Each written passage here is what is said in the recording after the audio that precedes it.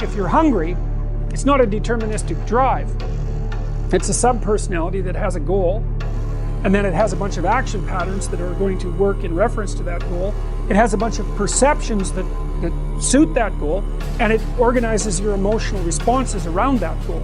And so to think about it as a personality is it's a much more intelligent way to look at it.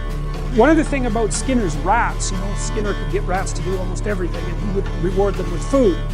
And so he had a simple rat model, but his rats were starved down to 75% of their normal body weight. So not only were they not social, gregarious rats like rats are, because they were isolated, they were genetically altered from wild rats, but they also weren't as complex as a real rat because they were starving. And so, but a starving rat is a pretty good model of a rat, and a rat is a pretty good model of a person. But a lot of our models of simple behavioral learning were based on starving, isolated rats.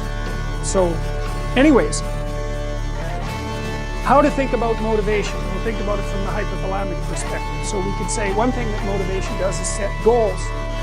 We could say that emotions track progress towards goals.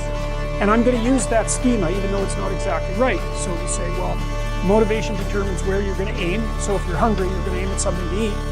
And then that will organize your perceptions so that you zero out everything that isn't relevant to that task, which is almost everything. You concentrate on those few things that are going to facilitate your movement forward. When you encounter those things, that produces positive emotion as you move through the world towards your goal, and you see that things are laying themselves out that facilitate your movement forward.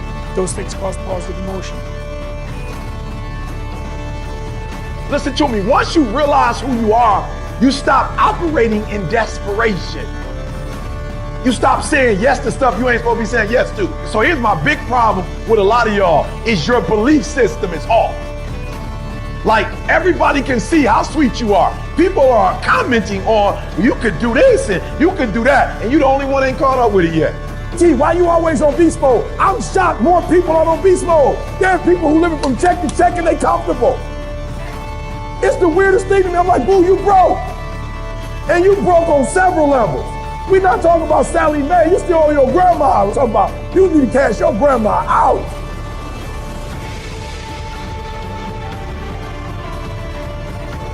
Listen to me, unless you number one in your industry, you shouldn't be chilling. And if you number one in your industry, you got enough common sense to know you better not be chilling. Every single day of my life, I feel like giving 100%. Every single day. Somebody said yesterday, E.T., you gave 120. What you gonna do tomorrow? I said, I don't know. Give 140. I don't know, but I don't have days where I don't feel like it. Why? Because I'm counting on me. My wife's counting on me. My son's counting on me. I don't have days to waste. There's nothing wrong with the opportunity. You're not giving 120. You're giving 70.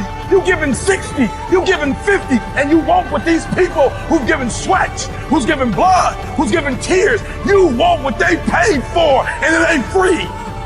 You don't belong at the bottom, and it's time for you to get your butt from down there. It's time for you to stop being comfortable at the bottom. Get your butt up and get to where you're supposed to be. The Bible says he was in a pig pen and he came to himself and he went home. Get your butt up. You are a royal priesthood. Get where you belong. Do what you're supposed to do. Live like you're supposed to live. You got all the stuff. You got it all. But you will not outwork me because your height has nothing to do with my work ethic. Your faith has nothing to do with my work ethic. Your two-parent background has nothing to do with my work ethic. You will not outwork me. On your jet, you will not outwork me. In your Bentley, you will not outwork me. You will not outwork me. Get up. Act like you playing basketball. Act like you playing football. Compete. That's what bothers me. Many of y'all are not competing. I need effort. Compete. Go to class. I just left the school telling these kids, act like you playing football. Go in that doggone classroom. Compete. Many of you have lost your competitive edge.